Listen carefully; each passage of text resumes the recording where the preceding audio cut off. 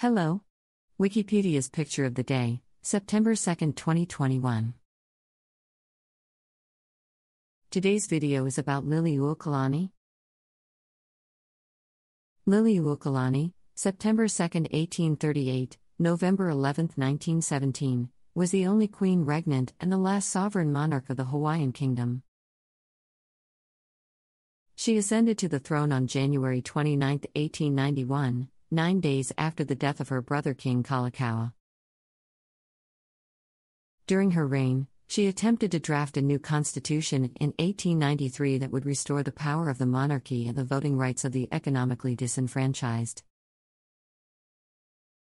Threatened by her attempts to abrogate the 1887 Bayonet Constitution, pro-American elements in Hawaii overthrew the monarchy on January 17, 1893.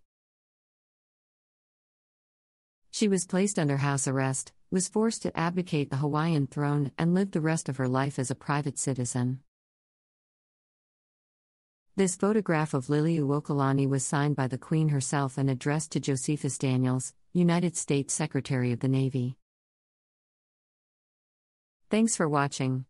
And don't forget to like, comment, and share.